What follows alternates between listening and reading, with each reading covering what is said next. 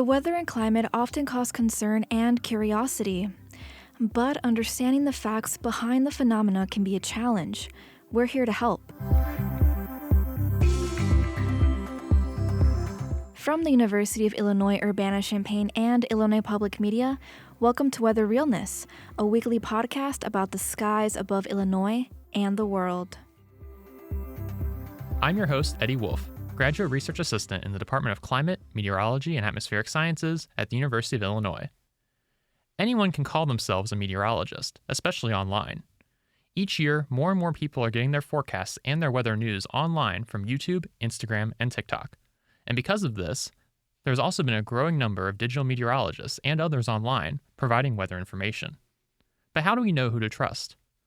Joining us today to answer that question is Joe Martucci. He is the president and director of meteorology at Cup of Joe Weather and Drone and is a digital meteorologist himself. He is also a member and past chair of the American Meteorological Society Board of Digital Meteorologists. Thanks for joining us, Joe. You're very welcome. It's a pleasure to be here. Thanks for having me. Yeah, so I think just to get started, could you maybe tell people a little bit about what a digital meteorologist actually is? Yeah, so a digital meteorologist is someone who's conveying weather information in a public manner through digital channels. And that could be through web, that could be through audio, just like this, online in a podcast form, or through social media.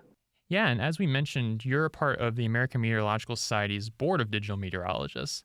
So could you talk maybe a little bit about what the American Meteorological Society actually is and what role they play in our field? Yeah, so the AMS, the American Meteorological Society, is our biggest professional society for people in the weather and climate space. We're actually the largest organization in the world when you look at who's in each country and how many people are in each. So the AMS, it plays a pivotal role in helping people advance their careers through excellent networking events, notably the annual conference in which thousands of people in this space, descend upon the city for a week. But also, we also help shape both policy on the public level, but also within the weather world through different boards. And that's where the certified digital meteorology seal comes in, and also the Board of Digital Meteorologists. The seals that we do have, and the digital meteorology one is one of several, is a way to accredit those in the field who designate and have the ability to, in the case of digital meteorology, communicate weather threats effectively, but also be able to know what you're talking about in doing so on digital platforms. Yeah, and like you mentioned there, a big part of your board is this Certified Digital Meteorologist Seal, or CDM. So can you talk a little bit about what led you guys to develop that?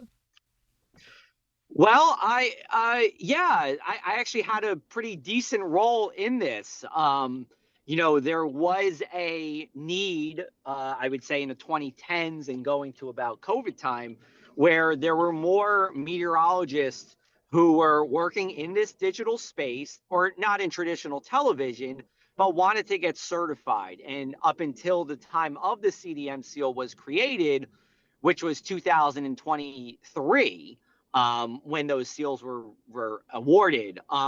If you were someone like myself, or you were working in print media, or you were working, in a blog sense, right, you couldn't be certified because there was really no way for you to fit the qualifications of the certified broadcast meteorology seal, which has been around for decades. And in fact, myself, I ran, this is a personal opinion. This isn't an AMS opinion, but I think I ran into some of those challenges. I was working in newspaper, but working in digital and newspaper at the Press of Atlantic City, and I wanted to have this certification and seal. So I did apply, and it took a few tries to get the certification for the CBM seal. But the thing was, the graders and the board, they never really saw an example like myself, because while I was doing videos, and I had a green screen, we didn't have the resources that someone in broadcast did. And the other thing is too, when you're working in television, most of what you're doing is for live recording. And I was doing it in a recorded format, meaning, we could edit, we could mess up if we wanted, not that we would, but we can mess up, we could, edit it out the way we did. And we made these videos to last for a long period of time. Live broadcasts are usually made for the moment. This would be made for hours at a time. So just kind of getting back to all this, it wasn't just me, but there were other people like me who wanted to be certified, but they didn't have a space for the CBM seal. So Erica Groche, who at the time was the Commissioner of Professional Affairs, which oversees the Broadcast Board and Digital Meteorology Board, amongst others, put together a working group to say, hey, we need to be able to certify people who are in this digital space. And I had a role in that. I was fortunate enough to be designated the person to come up with a grading rubric for the whole certification when people would apply. And we started giving out our first seals in 2023. And I was fortunate to be awarded and honored with the first CDM seal. Yeah, that's really cool how this has sort of come about over the last couple of years. And I think, especially with, like we mentioned, folks increasingly getting their information online, having a seal in that space as well as in the broadcast space is really important for folks. It is. And it's not even that we even live in a digital world. We live in a social first world. The way I tell people that either work for me or, come in as an intern with me is think about creating content the way you would want to consume content. And most of the time, you're not thinking about television first. You might not even be thinking about a website first. You're probably thinking about, well, hey, what looks good on X or what looks good on YouTube or what looks good on Facebook, right? So that's the kind of world that we're in. Digital, when it comes to local news consumption, weather is still the most the reason why people go to news sources the most. But what we're seeing now is people are increasingly going to social first. And that's where I think the CDM meets the moment in this case. Yeah, and we should also mention, of course, that the National Weather Association, which is another major body in our field, also offers certifications for both broadcast and digital meteorologists. But focusing on the CDM in particular, what are the qualifications that folks need to have in order to receive that? So if one of our listeners sees somebody who has a CDM, what can they sort of expect them to have in terms of qualifications? Well, you can expect them to be a degree meteorologist, and that's the engine that drives all of our AMS, certifications when it comes to either the broadcast seal, the certified consulting meteorologist seal, or the digital seal. You have to be degreed. There are a lot of people in the internet space who, they might be good weather communicators, and we're not knocking that, but they don't have the credentials. A lot of times these, and they're very good weather communicators, they can't get a job anywhere else except in the media space because it's the only one that doesn't strictly require you to have a degree. So you can't work for the National Weather Service, you can't work for NASA, you can't work even in the private sector in many instances. So it's not only that, but it's also the ability to communicate weather effectively, but do so in a manner that's scientifically accurate. So in other words, if you are a meteorologist, if you have a degree in meteorology, you as the public can say, hey, this person is qualified, that no doubt about it. But it's the people with the seals who say, okay, they took this to the next level. They are the creme de la creme of meteorologists that are working in the public space. Yeah, I think that's a great sort of explanation of what this means, for the folks out in the public who might see it. From your perspective as somebody who now has one of these certifications, have you seen people sort of react to it in any way? Do folks sort of recognize that you have this extra certification and sort of view you differently from other weather communicators? I think so, but I will say it takes effort on my part. I always make sure it's apparent in most of the videos that I do and on our website that I am certified. I mean, I'm proud to have it. I'm proud to be one of the few people that do have it. And I think when you get to talk to people, especially in a one-on-one setting, and say, hey, this is what I'm about, then they're like, oh, I never thought of, that before. I never thought that there was someone who could be certified and you're a degreed meteorologist. And then they and then they see it. So I think a lot of times the most effective way at showing that you have the seal is in those one-on-one communications with people. If you're just joining us, this is Weather Realness, the podcast about weather and climate from Illinois Public Media and the University of Illinois Urbana-Champaign. I'm Eddie Wolf, graduate research assistant in the Department of Climate, Meteorology, and Atmospheric Sciences at the University of Illinois. We're talking about how digital meteorologists get certified as trusted experts with Joe Martucci, member and past chair of the American Meteorological Society Board of Digital Meteorologists.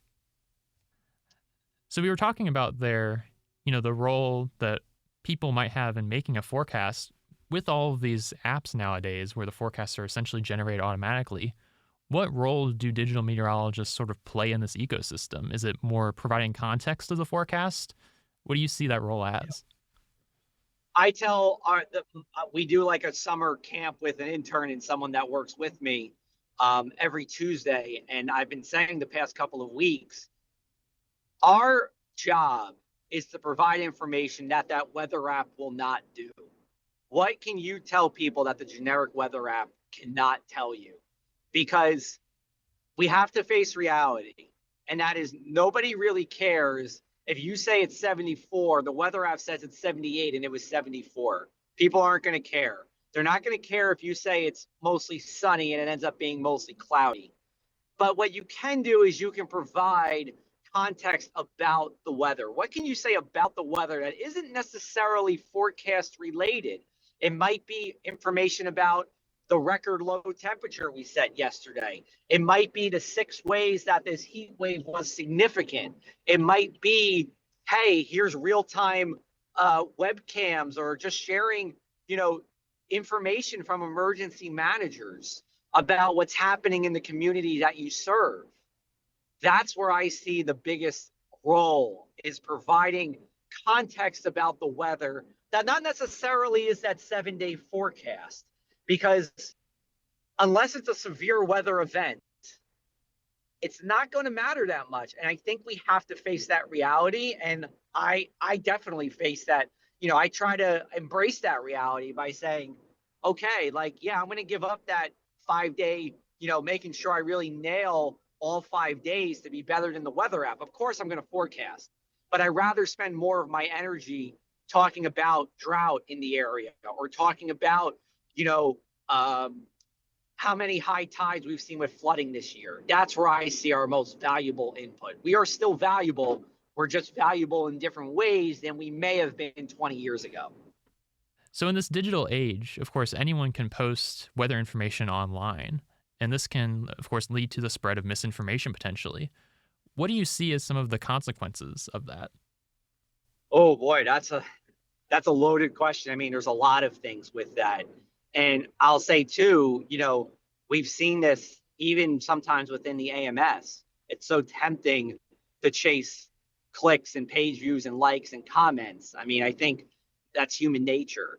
But what I would say is, the biggest thing is the cry wolf syndrome, right? If everything's a big deal, then nothing becomes a big deal. And what I always like to do myself is save those, hey, this is a big deal kind of days for the days where it is a big deal. If there's a few rain showers around, I'm not going to say, hey, red alert. Sometimes if there's just some regular thunderstorms around, I'm not doing that either. 2 inches of snow is not a red alert day. But I think ultimately what I try to do is stay in my lane. And anybody who works with me, let's stay in our lane. We can only control what we can control. Now, on the AMS level, we've had a lot of conversation about how do we keep track of what people are saying online within our community. And that's hard because we have a lot of people in our community, and, the boards are all volunteers. So it's not like, no one's getting paid to go on a station's website or onto Twitter and seeing what's being posted. So the misinformation, I think mainly I think the cry wolf syndrome is probably top. But at the same time, it's also, people might lower their expectations for you as a meteorologist because sometimes people just post maps that look cool and they have all the bright colors and the scary letters and things like that. But what does it actually mean? And then that public, person in the public might say, I don't know, it just kind of looks good. Meteorologists don't really do much more than just post cool looking or scary looking maps. And that's not true. We're here to provide relevant, life saving, and yes, we have to provide engaging information because that's how people would consume it. But we always have to keep in mind that we are trained meteorologists and we're here to help. Yeah, definitely. And I think, at the end of the day, it's this balance that meteorologists have to strike of both conveying the severity of situations when they are severe, but also, like you said, not creating that sort of cry wolf scenario where folks think that if everything is severe, nothing is severe, basically. So you mentioned seeing things like hyperbole coming up a lot, but what are some other types of weather misinformation that you've seen online over the past couple of years? I think from, even people who are trying to position themselves as someone who posts about weather is posting these computer model maps 14, 15 days out that's saying, here comes the big snow 2 weeks from today. And, it's not so much that it's misinformation because it's a model and that's what the model given the information, believes is going to happen. But it's not considerate of the context. That gives us a bad rep because most days it's not going to snow 33 inches. And if the model shows it 10 times in a winter and you post it 10 times and it happens 0 times, then people just think, okay, these weather people aren't right. And I think people sometimes blur the line between a computer model and a meteorologist, just like they blur the line between a generic weather app and a meteorologist. Most meteorologists don't run their own weather app. Even people who work for employers who have weather apps, they don't necessarily work for those weather apps. The weather apps that you see, most of them, not all of them, but most of your freely available ones have very little, if any, context from meteorologists, right? It's a marketing tool. Your Apple weather app does not have any meteorologists working for Apple. And the way I always like to tell people, the way I always like to explain it is this. If your Apple weather app lied to you 12 times in a row, would you still buy an iPhone the next time you needed a phone? And people say, well, yeah. And I said, well, why is that? And then they say, because they don't really care about the weather app. I'm like, exactly. That's the point, right? Whereas if I was wrong 12 times in a row and you were paying me for weather forecasts, or you were a sponsor of mine, or you're just following me online, you'd stop following me, or you stop paying me, or you stop being my client. And that's the difference. If you're just joining us, this is Weather Realness, the podcast about weather and climate from Illinois Public Media and the University of Illinois Urbana-Champaign. I'm Eddie Wolf, graduate research assistant in the Department of Climate, Meteorology, and Atmospheric Sciences at the University of Illinois.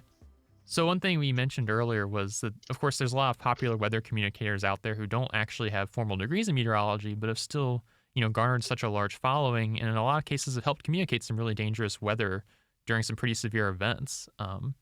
So how do we, as a field kind of balance this, the importance of a degree with all these folks who still play a really important role in our field? That's the $1 million question. And it's really been a question we've asked ourselves for decades. If you look back in the early form of television in the 50s, 60s, and 70s, most of the people who were communicating weather to the public were not degreed meteorologists. And that's part of why the AMS had its seal, right, to the television seal, for people to, understand that these people are degreed meteorologists. Now it's a different version of it, right, in digital. And I would say the issue is more pronounced because there's not that barrier to entry anymore. You don't have to get a job in television or radio to communicate to the public. You can just have a Facebook page, right? So giving that context, this is a heated argument within the American Meteorological Society. I've been, the person who's brought up these kind of conversations. So me, from a personal standpoint, I have become more open to, listen, you can't put the toothpaste back in the tube. We do have people who are in the weather space. They do communicate effectively and, most importantly, responsibly. And I think they need to have a role in this community. I think from what I've proposed from an AMS perspective is that we do offer some kind of, certification, and maybe not certified is the right word, but some kind of approval that, one, that communicator can feel like they have they have a role within the AMS, and at the same time can maybe help shape some policy. I think there's room in the professional society for these people. I am not, but that my opinion is not representative of everybody who's even on our CDM board. And that's okay. That's why we have these conversations. But I think if there's something, I'm of the opinion, especially in this environment that we're in, where, it is more of an anti-expert environment, that maybe we do, let's bring in these people who are doing it the right way. It doesn't matter if they have a degree or not, but let's show them what we are about as meteorologists, and let's try to be a positive influence to those weather communicators and also learn from them as well. I still think we need a clear distinction between a meteorologist and a weather communicator. But the reality of the situation is, and this is, even in a broader context, the general public does, unless you are blatant about it, the general public will not differentiate who a meteorologist and not a meteorologist is, because most people, and myself included, we're not going to do the homework on every single person. We just see someone posting weather information. If they do it enough, you're saying, oh, he or she's a meteorologist, and that may or may not be the case. Yeah, and of course, sort of on that topic, we've been talking about these certifications as one way to sort of show who has the expertise to sort of deliver weather information. But, for our listeners out there who are looking online and seeing all these different sources of weather info, how can they identify someone who is a reliable source? Well, the number one thing to do is, the easiest thing to do is check their social media profiles. Do they have a seal? Do you see the CDM seal, or there's a gold AMS seal, or there's an NWA seal, literally says NWA for the National Weather Association. You can go to their website, whether it's a TV or radio station website or their own website, and just look at their about page. I mean, I tell people that when I do talks, I said, just do a little research on them, right? That's probably the easiest way to do that. You can also, if you want, the American Meteorological Society does keep a list, and it's publicly viewable, of who have seals. And the NWA, I know, does the same thing, National Weather Association. For our listeners, just sort of reiterate this, what are some consistently reliable sources that they can go to for weather information? So the National Weather Service is the most reliable source in the sense that it's all meteorologist driven, and they also issue the official watches, warnings, and advisories for your area. So weather.gov is the website for that. You can also download the Everything Weather app, which is not officially from the Weather Service, but is also a part of, draws from that data. Hurricanes.gov is for the National Hurricane Center. The Storm Prediction Center, which does a lot with tornadoes and severe weather, is sbc.noaa.gov. So those are a lot of the official sources. And then again, do a little research and see who is a degreed meteorologist, who has the certifications, and follow that person. Absolutely. And of course, if we have any listeners on the East Coast, they can tune to Joe Martucci and get their forecast from you as well. I appreciate that. Yeah, I did not pay you to say that, just for the record, for everybody listening. Well, thank you so much for joining us, Joe. This has been a really great conversation today. Thank you very much. It was a pleasure being on. We've been talking with Joe Martucci, President and Director of Meteorology at Cup of Joe Weather and Drone. He is also a member and past chair of the American Meteorological Society Board of Digital Meteorologists. I'm Eddie Wolf, Graduate Research Assistant in the Department of Climate, Meteorology, and Atmospheric Sciences at the University of Illinois. Thanks for joining us on Weather Realness. Do you have a weather or climate question you want us to answer? Leave us a voicemail at 217-333-2141 or email weatherrealness@illinois.edu.